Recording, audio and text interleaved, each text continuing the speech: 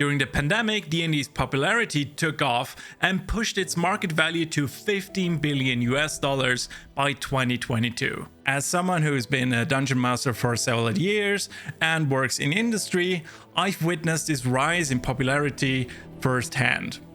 But I couldn't help but wanting to see the bigger picture of how it became this pop culture icon it is today, especially after its parent company Hasbro made decisions that put its future on knife's edge. More on that later. Before we get there, let's make sure we're both on the same page with a quick recap and start where it all began, with war.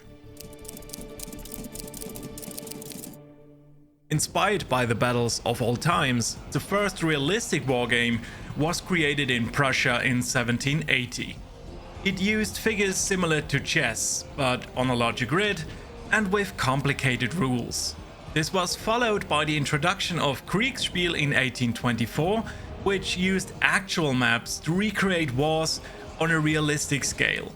Almost a century later, in 1913, H.G. Wells, the father of science fiction and War of the Worlds guy, wrote an altered rule set to play with toy soldiers. Eventually, from this emerged the game Siege of Bodenburg, allowing players to experience this historical event. Then in 1968, after having played Siege of Bodenburg at Gen Con 1, Gary Gygax, one of the founding members of Dungeons & Dragons, began working on a rule set for medieval historical warfare with Jeff Perrin, which was released in 1971 as Chainmail. However, one addition to Chainmail changed everything. Gygax realized the growing interest among players in incorporating fantasy elements into their games, so he added a 14-page fantasy supplement for Chainmail. It was heavily inspired by the works of J.R.R. Tolkien, Robert E. Howard, Paul Anderson, and Michael Moorcock. This supplement introduced mythical creatures, heroes, wizards, magic, and the concept of role-playing as individual characters. This set the stage for Dungeons & Dragons. One day, Dave Arneson, another key figure in D&D's creation, showed his fantasy game Blackmoor to his friend Gary Gygax. So they began developing something new that would eventually capture the world's imagination. In 1974, the first edition of Dungeons & Dragons was published. This shift from traditional wargames to fantasy role-playing marked a groundbreaking transition in tabletop gaming. While wargames focused on historical battles and strategy, the introduction of fantasy elements in games like Dungeons & Dragons revolutionized gameplay. Players were no longer just commanders of armies. They became heroes, villains, and adventurers in a crafted narrative. By integrating storytelling with game mechanics, Dungeons & Dragons appealed to a wider audience, sparking a new era of interactive storytelling in gaming and laying the foundation for the modern role-playing game industry. The apparent disappearance of a Grant University student, the victim of a seemingly innocent game, Mazes and Monsters. Despite its growing popularity, D&D faced significant challenges in the early 1980s, including fierce criticism and moral panic. Critics, often fueled by sensational media reports, claimed the game promoted occult practices and satanic worship. One of the most publicized cases was the disappearance of James Dallas Egbert III, a young enthusiast whose tragic story was misleadingly linked to his involvement in D&D. This incident inspired the fictional book and subsequent TV movie Mazes and Monsters, starring a young Tom Hanks, which portrayed the game as a gateway to psychological instability and delusional escapism. Amidst the backdrop of controversy, D&D was also blamed for various personal tragedies, including suicides and murders, which the media often hastily associated with the game, without substantial evidence. Fortunately, modern studies and perspectives have since debunked these myths, highlighting the game's positive impacts. This game has helped me to better connect with people. But back then, the game's publisher TSR, of which Gygax was a founder of, faced not only public backlash, but also legal battles because of this. Despite these hurdles, the game's deeply engaged community and the sheer innovation of its gameplay helped D&D to not only survive, but also set the stage for its later resurgence. Players around the world continue to gather around tables, rolling dice and crafting stories even as the storms of controversy raged outside.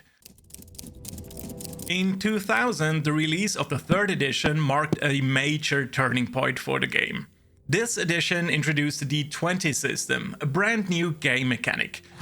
Give me the D20. It standardized the way actions and outcomes were determined across different situations and encounters.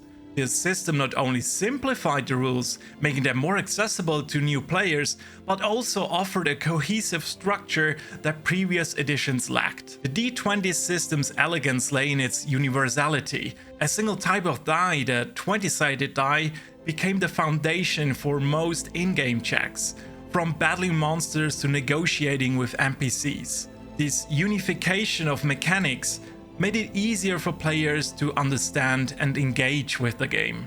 It helped reduce the steep learning curve that had intimidated potential newcomers. Furthermore, the 3rd edition opened the gates to a broader creative freedom in character development. It introduced a more flexible character customization process, which allowed players to create more diverse and nuanced characters. They could now choose from a wide array of skills, feats, and abilities that were not tied to their character class. This level of customization made each player's character feel unique and deeply personal, enhancing the role-playing experience. The open licensing of the D20 system under the Open Gaming License, in short OGL, was another genius move that played a crucial role in the success of the 3rd edition. This license allowed other publishers to create their own games and supplements using the D20 system, without having to pay for the rights. With the OGL, Wizards of the Coast, who bought TSR in 1997, essentially handed over the keys to the D&D kingdom, inviting everyone to innovate and expand on the beloved game.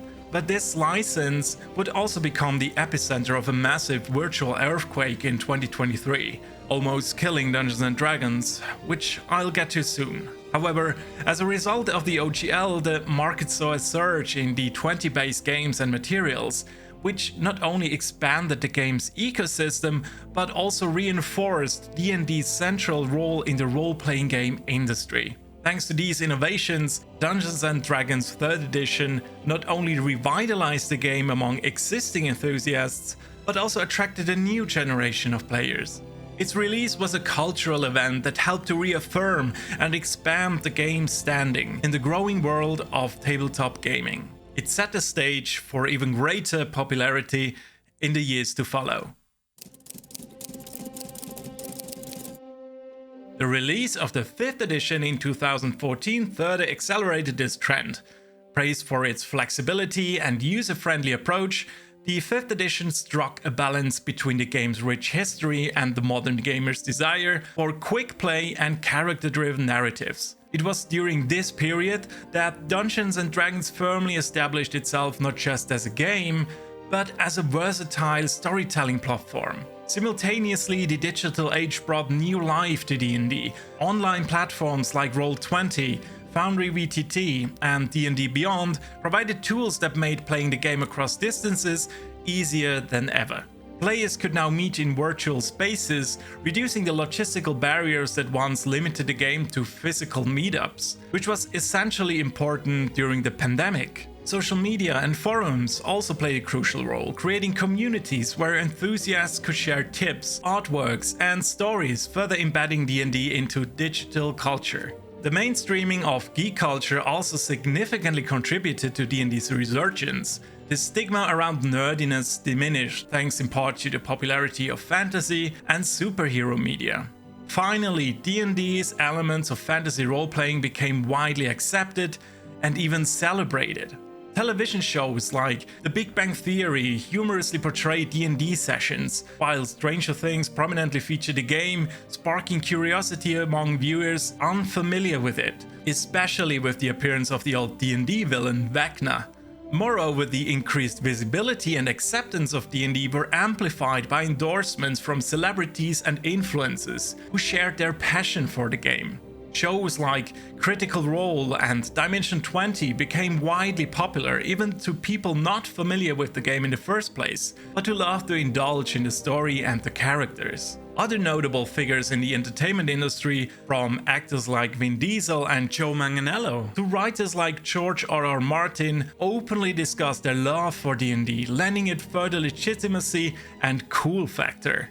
All these elements combined to usher in a new era of mainstream acceptance for Dungeons & Dragons, transforming it from a niche hobby to a cultural icon, recognized and respected across various media and among a diverse audience. But also, it opened the market globally for a huge influx of supplements of D&D related products, like dice. Dice are a real phenomenon that, in my opinion, share some characteristics with trading card games. You've got to catch them all. A trend that Karen Wang, CEO of Dispel Dice, got on too early. She launched a Kickstarter for her non-edible, as she often mentions, dice in 2022. Within a month, she raised almost $2.4 million for dice. Yep, I couldn't resist either. But it didn't stop there. Dungeon masters and players engaged with 3D printing and started purchasing STL files to print terrain and miniatures at home. Nowadays, there's a huge market for those digital products. Etsy is thriving today with accessories and props for D&D. People rush into hobby shops to get paint, glue, and foam to craft their own unique terrain. Wormwood, a company that focuses on woodworking, even had a similar success on Kickstarter like Dispel Dice in 2023 with their modular gaming table, which raised almost $2 million. What also has to be mentioned, which introduced even more players to Dungeons & Dragons, was the release of Baldur's Gate 3. It was the first game ever to win all 5 Game of the Year awards. And this game is based on the 5th edition of D&D. Over 10 million copies have been sold so far, and it's not stopping anytime soon. The popularity of Dungeons & Dragons also helped other creators find the courage to create their own tabletop role-playing games or supplements, using the open gaming license to freely adapt core mechanics of D&D and apply them to their own games. Heck, even I started to write my own campaign setting back in 2016, though a fundamental change for this license was planned by Hasbro, who bought Wizards of the Coast in 1999, and this nearly cost the head of the ancient Red Dragon.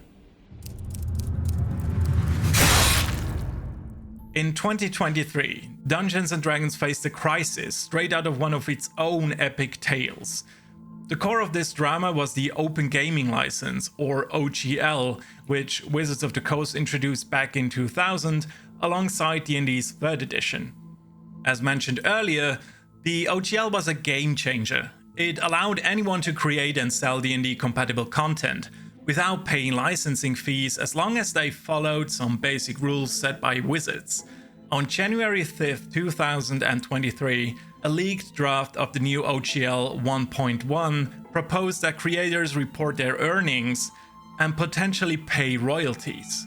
They also plan to tighten up on how D&D game rules were used, which got a lot of people worried about creative freedom. What have we done? The community's reaction was immediate and powerful. Players, creators, and even major third-party companies rallied together, voicing their opposition through social media, urging boycotts, and exploring alternative role-playing games. This widespread backlash highlighted how deeply the community valued the OGL and their willingness to protect their creative freedom. Realizing the uproar could lead to a significant setback, Wizards of the Coast withdrew the proposed OGL 1.1.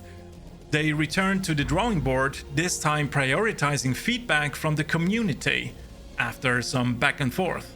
The outcome was OGL 1.0a, which maintained the original license's spirit while addressing the community's key concerns. Also, they made changes to their publishing guidelines called SRD, the System Reference Document, by adding a Creative Commons license. This ensured that the D&D guidelines for publishing content could not be altered again. This episode was a powerful reminder of the collaborative relationship between the creators of D&D and its vibrant community. It demonstrated that in the realm of tabletop gaming, the voices of the players and creators are as influential as the greatest fantasy heroes. 2024 now marks the 50th anniversary of Dungeons & Dragons. The dragon may be limping, but it will survive. Although the OGL incident did some serious damage, it was probably necessary. From this tragedy, many of the big creators out there started to work and launch their own products, like Critical Role's Daggerheart, Matthew Colville's The MCDM RPG, and Cobalt Press Tales of the Valiant, to name a few. Of course, Dungeons & Dragons will also impact the future with its supposed release of 1D&D in 2024, which will further refine its core with the release of new basic rulebooks, one being released even in 2025. They also plan to expand on their virtual table platform D&D Beyond and to offer advanced digital play possibilities in the near future. With Dungeons & Dragons now being a part of pop culture, it attracts more and more people drawn to it from various motivational backgrounds. And that is a good thing. Ultimately, it doesn't matter what ttrpg you play. It's about experiencing and creating stories together that will last a lifetime. Let me share one of mine. So the players had to go to this mine to recover a lost artifact, and the mine was guarded by guards. They started arguing and eventually ended up in a fight, obviously. The wizard thought it a good idea to cast Thunderwave in the old mine. The mine shook. Then the Grovekeeper, a variant of a fighter of mine, casted Thunderclap. The mine was about to collapse. So I handed them over a d20 to determine the outcome. On a 20, the mine would stabilize. On a 19 to 2, the falling debris would do increased damage the lower the number. They rolled a 1. Eventually, and somehow, they managed to escape, dragging the unconscious body of the wizard behind them. That's the story. I would love to read your dearest memory of D&D down in the comments. As many struggle to explain D&D to someone who never heard about it, here is how I always do it. Imagine yourself as J.R.R. Tolkien, aka the Dungeon Master, writing Lord of the Rings. But all you've written in that book so far is the prologue and the idea for the final chapter. Everything in between and the outcome will be determined by the actions of your Fellowship of the Ring, i.e. your players. But hey, as a DM you get to play the Balrog, the Orcs and the Innkeeper of the Green Dragon as NPCs. And the goal of it all is to create unforgettable adventures together and have fun. And having fun you shall in all your adventures. If you're still here, that probably means that you've enjoyed this tale. So if you did, why don't you consider subscribing to the channel, leave a like, share it, and leave your experiences down in the comments so it can reach a wider audience. Thank you so much for your time and support, and I see you for the next Cerulean Tale.